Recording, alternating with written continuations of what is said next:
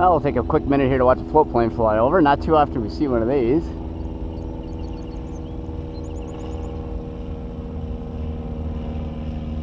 It's kind of like a Super Cub on floats, but I'm not 100% sure. I don't know all my general aviation aircraft all that well, but it sure looks like a Super Cub.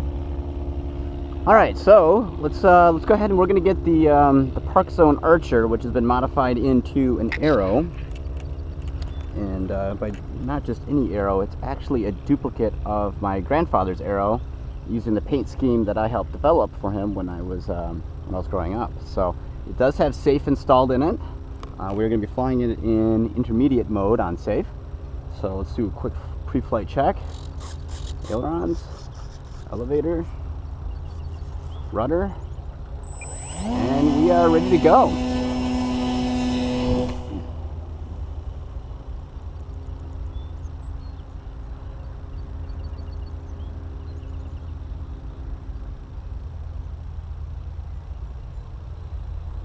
This is a very special airplane to me. My dad and I helped build the RC version of it late last fall, and my grandfather was able to see it probably late October, but unfortunately never got a chance to see it to fly. He passed away this May and was laid to rest on his 99th birthday, so he unfortunately never got a chance to see it in the air. But I did bring it to him in October when we had finished building it. And it was really one of the last times I really saw him smile and be happy. And so it was great to be able to bring that to him. And you know, even at the age of 98, he still had all sorts of questions about the aircraft. What was it made out of? How do the control surfaces work? What the motor is? He was definitely very in tune with seeing the aircraft. So, and he actually was still flying it up to probably, I think, the age of 95. So he had logged plenty of hours in the aircraft, and actually had been flying since the 1940s. So the airplane is very special for me to fly, and I am thankful that that Parkzone had made the Archer, which could be so easily turned into an Arrow to match my grandfather's airplane. And as you can see, it is just absolutely stunning in the air, especially when you take the landing gear off. It's just a beautiful, beautiful airplane. Just as his real one was. You know, his Arrow was one of the best looking Arrows I've ever seen. Of course, I might be a little partial. I helped design the paint scheme for it, but it really is the white with the light gray and black, white, and blue pinstripe was just a beautiful paint scheme for an aircraft. I'm so happy to be able to replicate that with the Parkzone model. Yeah, and I tell you what, you know, I fly a lot of fighter planes, but this thing has just got an extra special area in my heart. And of course, what's bizarre is, you know, I spent so much time flying in it that it wasn't until his funeral, when the local flying club orchestrated a flyover with his aircraft, that I actually saw it in the air. Otherwise, I only saw it in the hangar, and I saw it from the co-pilot seat, where I logged so many hours in. So the first time I actually saw it fly was at his funeral. Which shortly after the funeral had commenced, we came out to the flying field and we flew some laps as a tribute to him with the RC model. And I think he would have been very proud of it, because it is absolutely a beautiful airplane in the sky.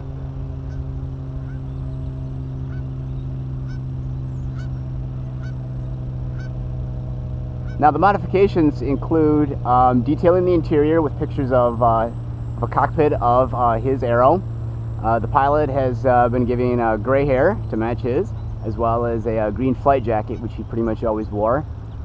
The paint scheme, of course, has been changed, and we added curtains to the windows to match his, along with detailing the entire interior to match his airplane, and added an additional radio antenna to match what he had on his aircraft. So the only thing it has that's not correct is this aircraft has a chrome spinner. He did not want us to pay the extra money for the chrome spinner and never had one on his airplane, even though we tried over and over again to convince him to buy it. he liked the standard spinner. So a little bit of change there, and also this has the turbo arrow cowling, and his was not a turbo arrow. So the cowling is a little different, but close enough for my purposes. I'll tell you what, in the air, it sure looks good. And you really can't see the cowl anyway from here. I did add the exhaust stacks coming out the bottom of the cowl to match his airplane. It used to have a footstep on the co-pilot side just behind the flaps, but from hand launching it, it always was getting torn off. So that has been since removed. So I no longer have the footstep on the aircraft.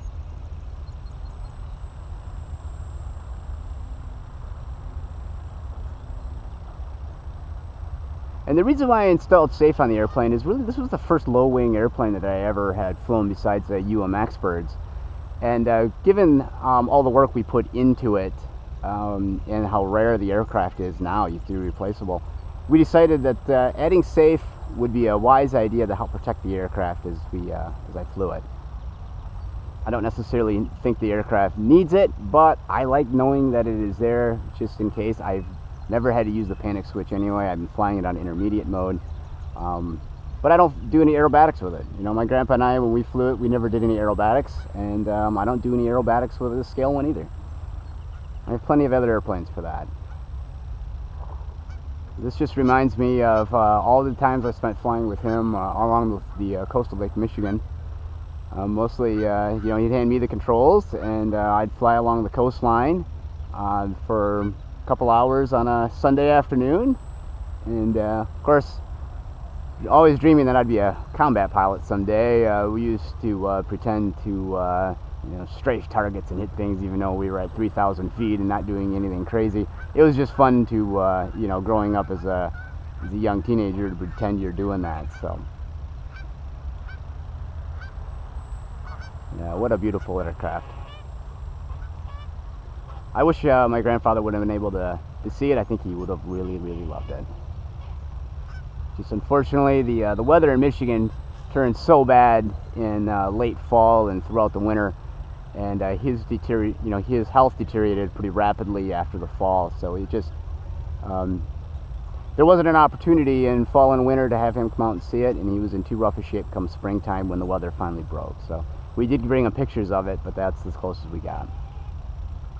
Have to make sure we watch out for the geese there on our final approach. I don't think we're going to come anywhere near them on landing, but we'd rather not have a run-in with the geese. So, all right, well, there's the timer. So let's go ahead and bring the altitude down, bring her in for a landing.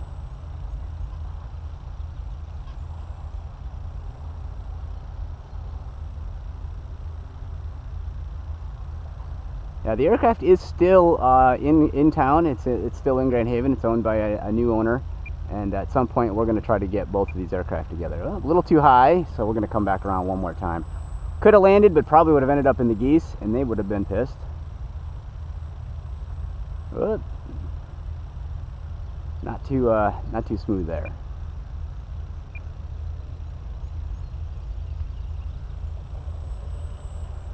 Try one more time. Got a little off on the downwind approach there. A little too slow and a little bit downwind. So, all right, let's try this again.